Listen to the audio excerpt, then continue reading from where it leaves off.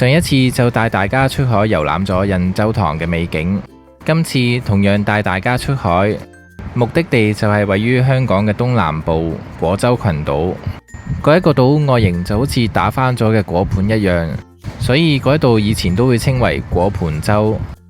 果洲群島一帶係由1億6千萬年前嘅一場翻天覆地嘅火山活動所形成嘅地貌，同萬宜水庫東壩一帶一樣，島上面可以揾到非常著名嘅特色，擁有世界罕見稀有嘅巨大六角形岩柱，以及有好多獨特壯觀嘅海蝕地貌、海蝕拱。果洲群島呢一度係香港聯合國教科文組織世界地質公園嘅重要部分，亦喺2011年被列入為果洲群島特別地區，確保嗰度嘅地質資源得到更好嘅保護。今日就等我帶大家出海考察果洲群島，見識嗰度嘅地質奇景。大家好，我係 David。今次出發果洲群島，我就會喺彩虹站嘅 C 出口靠右轉右，穿過隧道上到地面，行前幾步就會有一個巴士站。去西貢市中心，我哋可以搭92號巴士，坐到總站，車費6個8。落車之後，我哋行到去海旁嘅位置，有一個西貢新公眾碼頭。要去果洲群島呢，係冇一個街道或者係公共嘅渡輪呢可以直達嘅。前往嘅方法，我哋可以報本地嘅 local tour， 定期都會搞一啲果洲嘅考察團，可以報名，價錢就比較貴。而另一個方法呢，就係自己組20人嘅團，包一架快艇，大概200蚊一位，都可以去到果洲群島。今日我哋就 book 咗2艘嘅快艇喺9號碼頭集合。今次呢，就招募咗43位嘅觀眾前往果洲考察，觀賞嗰一度嘅地貌奇景。由於大家嘅反應非常踴躍，所以就 book 咗2架快艇，分2批人一齊前往果洲群島。我哋首船坐滿人之後就優先起行啦。今日嘅天氣非常好，但係呢，太陽非常之猛烈，又有機會出海啦，心情都特別愉快。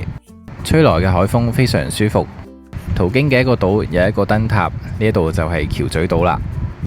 自己 book 船有2個好處，第一就可以選定一啲比較少人出海嘅日子，而第二呢，就可以選擇一個非常晴朗、陽光充沛嘅天氣出發。所以今日望到嘅景色藍天白雲，非常清澈。途經嘅每一個島都係清晰可見。今日嘅天氣呢，真係超級炎熱啊！喺夏天嘅季節外出郊遊，喺出海之前呢，大家一定要帶多啲嘅水，同埋防曬帽，同埋風扇，先至可以避免到中暑。唔到30分鐘嘅船程，前面就會見到一堆嘅群島。呢度就係我哋今日嘅目的地果洲群島嘅北果洲群島，真係一片荒蕪之地啊！從遠處望過去，我哋嘅觀眾已經係興奮不已，拎出相機周圍拍攝。果洲群島呢，主要分咗3個島嘅，包括就係南北果洲啦，同埋東果洲嘅。東果洲呢，就比較遠同埋細啊，所以一般呢都係只遊覽南北果洲嘅。好啦，我哋開始駛近埋岸，登上呢個北果洲啦。咁原來呢一度呢都會有一個小小地嘅碼頭設施嘅。我哋登岸嘅位置就係位於斷頸口銀瓶頸嘅位置。一落到船睇到啲岩石呢，真係興奮到不得了啊！等我哋嘅團友一齊落船，仲要等埋另一架船。好啦，尾隨嘅船呢都緊接嚟到啦。等齊晒所有團友，我哋就一齊出發啦。通常啲人玩幾耐㗎？個半鐘頭夠㗎啦。哦，咁12點半啦。我喺度等你，我喺度等你。如果嗰邊呢有2個鐘頭夠晒玩㗎啦，3點就啱㗎啦。好啊，好啊，好啊。太曬啦，好辛苦。好啊，你安排啦。好啦。我落去游水啊。落船嘅呢個位呢都已經係非常有特色。團友們一落船呢就已經係影個不停。今日我哋嘅行程呢，就會喺北果洲呢度逗留1個半鐘，去到12點半再喺呢一度集合，再坐船去到南果洲玩到3點鐘離開。提醒大家呢，喺南北果洲上面基本上冇幾多嘅遮陰位，基本上全程都要曬住太陽。唔想喺烈日當空之下暴曬變成人乾呢，大家就要做足消暑嘅準備，要帶多啲嘅水、搽防曬、帶防曬遮、防曬帽。帶埋把風扇或者係拖鞋落去浸腳，等等都係一啲消暑嘅辦法。等人流散開咗之後，我哋就準備出發啦。落船嘅呢個位呢，都係一啲層次分明嘅岩石，分開咗一層層，相當奇特。我哋再沿住樓梯直上，呢度係一個好重要嘅地質景點，有一啲守則我哋需要遵守嘅。向上走到去山嘅中間，向前行，前面就係呢一度最有睇頭嘅地方啦。呢度嘅島形呢就好似一個瓶頸一樣，所以呢個地方就叫做銀瓶頸。由銀瓶頸望出去呢個地方呢係有極多嘅打卡景點，驟眼望落去呢已經係非常壯觀啦，全部都係一啲六角形岩柱嘅斷柱，感覺上成個島就好似由一啲嘅斷柱堆砌而成一樣，非常獨特，就好似之前帶過大家去嘅萬柱海岸一樣。每一條嘅六角形岩柱直徑大概2米左右，比起萬宜水庫更加粗大。最巨大嗰嚿呢，甚至可以去到直徑3米。咁睇見呢，好多人都已經行咗去大炮石嗰度影相啊！咁我哋呢，就可以從呢個位呢慢慢小心翼翼咁行落去。大家呢，一定要小心，注意安全啊！因為呢度嘅岩石呢，都有機會鬆脱。因為成身拍攝裝備嘅關係，我就唔方便行落去啦。咁就用航拍機拍攝俾大家睇啦。喺呢一堆嘅岩柱上邊呢，零零舍舍有一支係非常之突出嘅六角形岩柱，外形就好似一支大炮咁，所以呢一嚿石就叫做大炮石啦，係一個遊人爭相打卡嘅必到景點之一。喺呢堆嘅岩柱隔籬呢，有一個大斜台，呢個斜台亦都係一個打卡熱門景點之一，叫做月球崖。喺眾多六角形岩柱群之中呢，剷平咗一部分。形成嘅原因呢，就係岩石出現咗傾斜嘅節理裂隙面。喺節理面上面嘅岩石，因為長年累月嘅風化而剝落，最後傾瀉落嚟，形成咗一個平滑嘅大斜台。果洲群島嘅岩石呢，係屬於一種六角形岩柱嘅凝灰岩，本來呢係相當堅硬嘅，但係因為長年暴露喺海洋，不斷受到海蝕同埋風化，令到岩石呢好容易崩裂。北果洲銀瓶頸呢一個大斷崖就係最明顯睇到六角形岩柱嘅變化。呢度亦都係成個北果洲最壯麗景觀。咁喺拍攝嗰一日呢，實在影漏咗好多嘅景點啊！希望介紹返呢，等大家有機會嚟嘅時候呢，就唔會錯過呢一啲嘅景點啦。有人話北果觀岩，南果上洞。北果洲就有4個必到嘅景點，包括就係月球崖、大炮石、地獄岩同埋魔鬼石。喺北果洲嘅東面，亦都係一處令人嘖嘖讚嘆嘅奇觀。網上呢就可以揾到好多人 po 出嚟嘅相，包括係月球崖、大炮石、地心黑洞、棺材石等等。大家就可以根據呢一張地圖尋寶。所有嘅景點大部分都係集中喺銀瓶頸嗰一度，將所有嘅景點揾晒出嚟影相。銀瓶頸呢就同大家欣賞過啦，下一站我哋將會去到銀瓶頭山，欣賞嗰一度嘅燈塔同埋斷崖。準備好，我哋又出發去下一個地方啦。島上面嘅岩石呢，主要係一種酸性嘅流紋岩。呢一組嘅岩石呢，名為糧船灣組，係屬於祖白堊系滘西洲火山岩群。回頭一望，發現有一塊小小嘅石碑喎，究竟係寫啲咩嘅呢？原來係提醒呢度嘅遊客呢，小心塌崖，注意安全。提醒大家唔好玩得意忘形，忘記咗安全。轉個頭係一片海天一色嘅宜人美景。我哋嘅船呢，就喺下邊等緊我哋。呢度嘅石頭路都有啲崎嶇難行。好，下一站我哋繼續上山，繞住呢一個山坡行。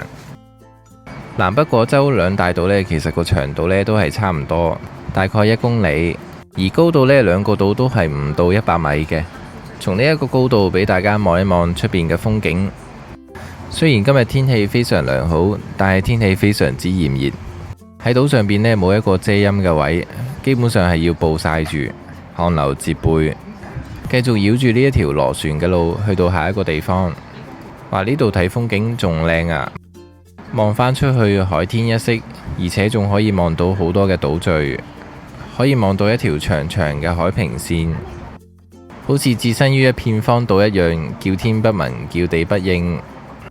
始終覺得出海郊遊呢，最好都係7、8、9月份，冇咁炎熱嘅天氣嘅日子，行得舒服，先至可以慢慢細賞風景。走返上回旋嘅路上，行前多幾步就可以見到呢一度嘅其中一個景點，就係東海明燈200號燈塔啦。呢度左手邊呢，有一條小路可以慢慢行落去觀岩嘅。而家首先去到燈塔望一望先。呢度就係遊人打卡必到嘅燈塔。亦都係喺烈日當空之下，可能係唯一一個可以有遮陰位置嘅地方。從呢一度望出去，香港嘅山呢真係多啊！成條海平線嘅環線呢都係山嘅重影嚟嘅。我哋只不過係天涯海角嘅一處地方，非常之渺小。大家行到攰呢，就可以喺燈塔下邊呢休息一下，食下嘢，飲下水。喺燈塔之下呢，望返落去呢，下邊就會有一個叫做鶴仔牌嘅地方。休息完，等我哋都落去下邊探索一下先。咁成個北果洲呢，其實係由3個部分組成嘅，包括就係北果洲啦、細洲尾同埋鶴仔牌嘅。小心翼翼行到去下邊呢，都係一處幾好嘅打卡景點。睇下呢個團友幾咁英明神武，站喺呢處嘅地方呢，就好似站喺懸崖峭壁一樣啊，非常之觸目驚心啊！隔離呢，仲有一處好似箭嘴形狀嘅斷崖，只有一條好微小嘅路可以行過去。嗰邊嘅懸崖呢，望落去就好似電腦入邊嘅鼠標一樣啊！再望一望呢個懸崖嘅罅隙，幾咁觸目驚心，下低幾咁陰沉陡峭，兩邊嘅岩石呢，非常相似，可能呢度以前係相連埋一齊嘅。大自然嘅力量強大到可以將懸崖斷開。再走過去望一望風景先，走到去崖嘅末端，呢度嘅風景就係咁嘅。下邊有一排岩岩巉巉而平坦嘅岩石，呢度亦都可以望到鶴仔洲嘅倒影。走返出去望返出邊嘅斷崖，望返落去好窄嗰條路嘅下低呢，原來呢一度呢都係由一啲一支支嘅六角形岩柱呢堆砌而成嘅。不過呢一帶嘅岩石呢，就仲未收縮成為一個好完整嘅六角形。呢一帶嘅形成呢，就要追溯返去1億6千萬年前。咁呢度嘅海岸呢，就經歷咗一場翻天覆地嘅火山活動。大量帶酸性嘅熔岩呢，伴隨住熾熱嘅火山灰由地底噴出嚟，覆蓋咗成個嘅山坡同埋大地。大面積嘅火山灰同埋熔岩慢慢冷卻凝固成岩，期間發生咗收縮嘅作用，就塑造咗一個非常規律嘅六角形裂隙同埋節理。隨住千萬年嘅氣候變化、風雨、海浪嘅侵蝕，令到深藏喺岩石入邊多種嘅礦物沿住節理滲出嚟，為呢個本來素淡嘅岩面呢添上彩妝。好啦，北邊嘅風景呢都同大家睇完啦，再逗留多一陣呢，就會有船接返我哋去下一個地方南果洲群島。同行嘅團友呢都影咗好多嘅靚相啊，非常滿足，滿載而歸。時間差唔多，架船就過嚟接載我哋啦。所謂北果攀岩，南果上洞。南果洲呢就係主要上海蝕洞嘅地方。一陣有4個必上嘅洞呢，就係深石拱門、三叉洞、回流洞同埋天梯洞。南果洲呢，就係喺北果洲冇幾遠嘅位置。望到右手邊呢，有一個名為細洲尾嘅小島嶼。喺細洲尾嘅隔離呢，就會有一個火山探知館經常都會介紹嘅螺旋形六角形岩柱，真係非常之獨特啊！大家有機會經過嘅時候呢，不妨同船家講上一上岸，喺嗰度影相打卡都係非常獨特。螺旋六角形岩柱呢，就喺細洲尾嘅隔離。回程嗰陣呢，我哋先會去六角形岩柱嗰度望一望嘅。橫越咗細洲尾呢，前面就係我哋今日嘅目的地南果洲啦。可以望到南果洲呢，有好多嘅大大小小嘅小島嶼。唔講唔知，果洲群島除咗2個大島之外呢，仲係由27個衛星小嶼所組成嘅。我哋喺一個狹窄嘅海岸上面登岸，喺正前方呢，正正有一個非常壯觀嘅海蝕拱，亦都係呢一度最主要嘅標誌。陣間就會帶大家過去睇下啦。呢度呢，就冇碼頭設施嘅，我哋要靠住啲岩石去登岸。等埋啲團友上岸，我哋就開始起行啦。一上到岸呢，大家都好疑惑，究竟係點行嘅呢？未行之前，欣賞一下呢一度嘅風景先啦。風和日麗，非常之靚啊！睇到咁靚嘅景緻呢，幾咁熱呢，都係值得嘅。我哋呢，率先就會去到前面嘅一個深石拱門，亦都係呢一度好重要嘅標誌。拱門嘅前邊亦都會有個泳灘，可以落去游水。事不宜遲，我哋就準備開始起行啦。咁起行嘅初段呢，原來就要爬過右手邊一條非常陡峭嘅路，要手腳並用，非常狼狽先可以上返一條正常嘅山路。呢條山路呢，都係幾難行嘅。繼續走埋去呢，就係呢一度嘅中間位置啦。喺呢度嘅地形都係相當特別，岩岩巉巉，有高有低。喺前邊呢，就會有一個巨大嘅洞口，嘗試走過去洞嘅上面，山嘅東面上邊呢，就比較乾旱，寸草不生。果洲群島呢，已經係經歷咗成幾萬年嘅海蝕，前面乾旱嘅岩石堆呢，已經係風化得好犀利。我哋終於走到嚟洞口嘅上邊啦。呢一個係一個海蝕拱，呢度就係南果洲島嘅中央。穿窿門呢度呢，係一個好重要嘅地標，亦都係成個島最大嘅海蝕拱，離海面呢高達10幾米咁多。咁呢個地標呢，有好多種嘅叫法，有人會叫呢度做穿窿門、深石拱門、虎口大洞，或者係拱門。上東嘴山走到去拱門嘅後邊，再俾大家欣賞一下呢一度嘅地勢，真係有一種驚心嘅感覺，走到天涯海角嘅感覺。再行落去呢，真係唔敢行落去尖端嘅位置啊！地形非常之險要啊，都唔敢再行落去啦。差錯腳真係不堪設想。喺呢個位置觀崖呢，景致都好壯麗。前面嘅岩石好特別，可以望到一啲紅色嘅條紋。呢度呢，就係朝向東面，擰過頭走過隔籬呢，就係虎口大洞嘅後面。香港大部分嘅時間呢，都係吹東風，而果洲嘅東南面呢，就係缺乏咗天然嘅屏障，所以果洲群島嘅東南面呢，大部分時間呢，風浪都好大，而海岸嘅侵蝕呢，都非常嚴重，形成咗一個奇特嘅海岸地形。繼續向上走，可以睇到呢一度嘅山頭呢，有極多嘅水石同埋石塊，可見呢度嘅風化程度非常之高，就好似之前介紹過嘅萬柱海岸一樣。走到嚟呢一個高度呢，望出去嘅景致就係咁嘅，成個山頭呢，都係超級翠綠啊！下邊就有一個小小地嘅石灘仔，可以落去浸腳或者係游水。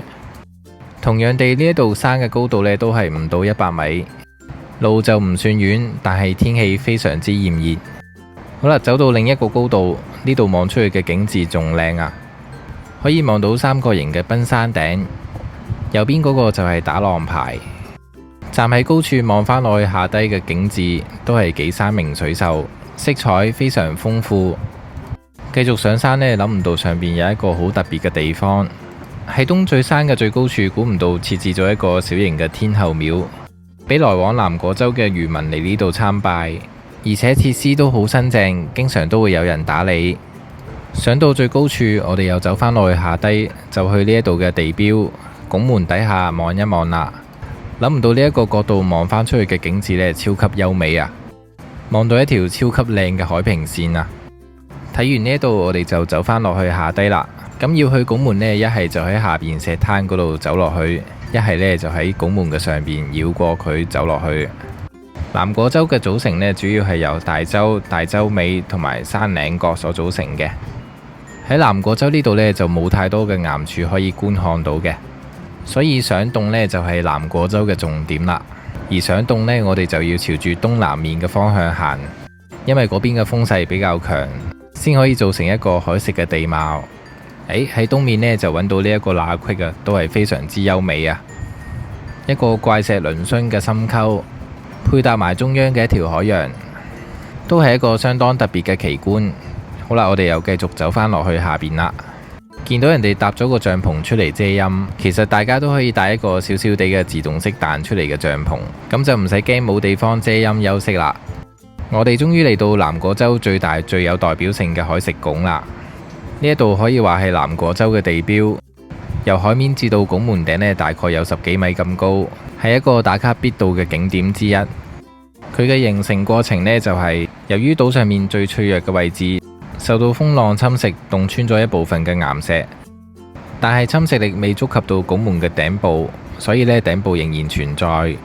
但係再經過千萬年之後，拱頂就會塌陷，南果洲呢又會分開成為2個嘅島嶼。下邊石灘呢個位置呢，都會有好多人喺呢一度游水。等我攀過呢一啲嘅岩石，走過去隔籬望一望先。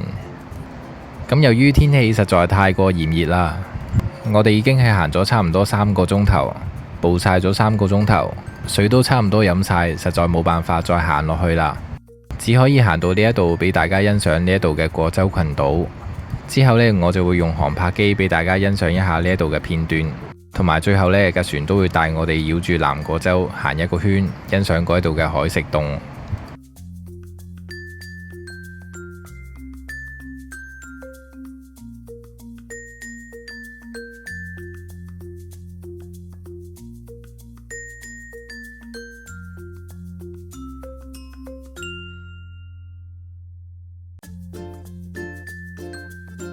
呢度呢，就係著名嘅南果洲景點虎口大洞。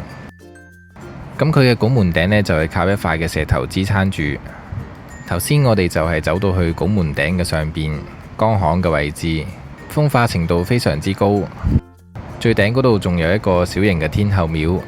喺虎門嘅後邊呢，就係朝向東邊，可以睇到南果洲東面嘅一帶呢，全部都係一啲風化程度非常高嘅岩洞。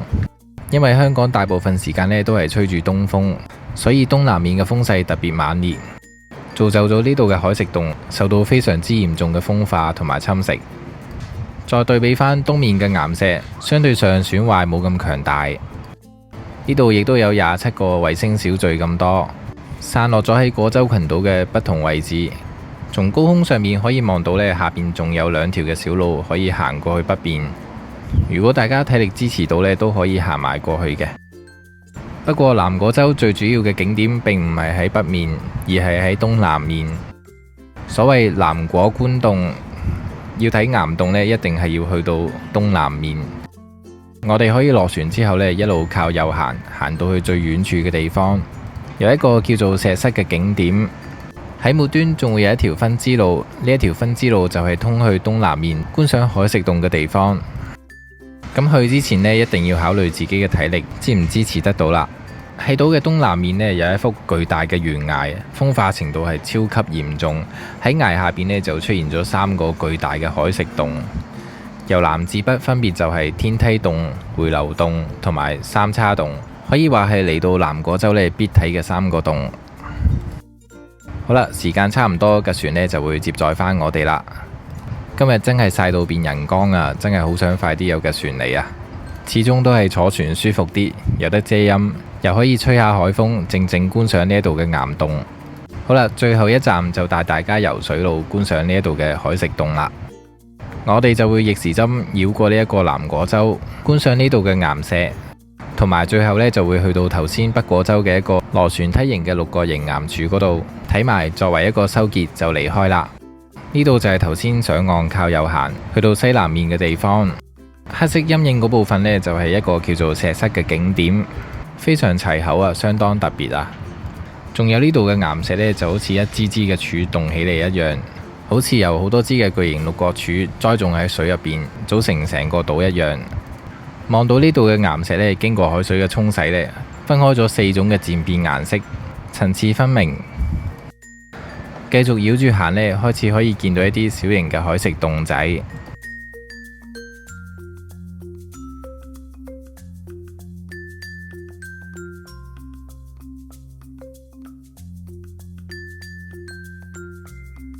哇！末端嗰嚿岩層呢，好似就嚟想甩出嚟咁啊！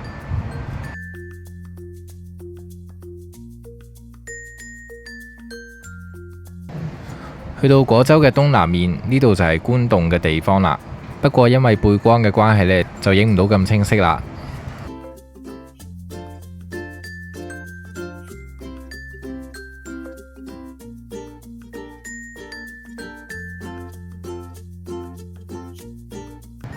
返嚟中央嘅位置，呢度就係虎門大洞啦。頭先我哋休息嘅地方。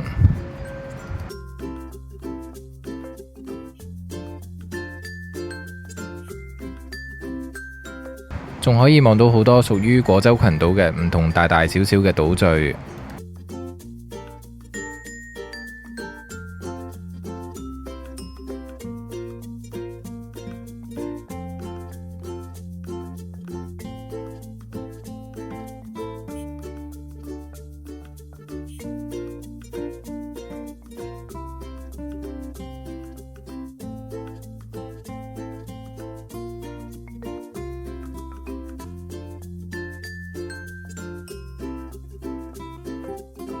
最後呢，就係去到細洲尾嘅隔離，有一個螺旋形嘅6角形岩柱。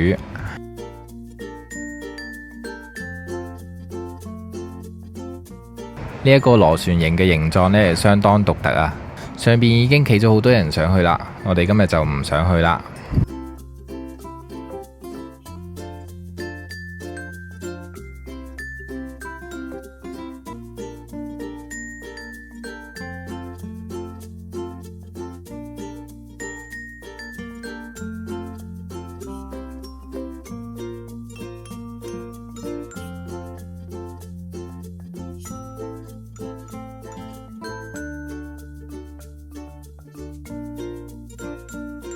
好啦，海陸空三個嘅視角都同大家欣賞完呢一個南果洲同北果洲啦。今日嘅旅程呢，就要去到尾聲啦，希望大家透過呢一條片呢，可以更加深入認識北果洲同南果洲，了解嗰一度嘅打卡景點。希望大家都可以影到好靚嘅岩石照片。今日嘅分享就去到呢一度啦，希望大家會中意呢一條影片。中意嘅話可以俾個 like 我，同埋訂閱我 channel，同埋記得將條片 share 俾你中意郊遊嘅朋友。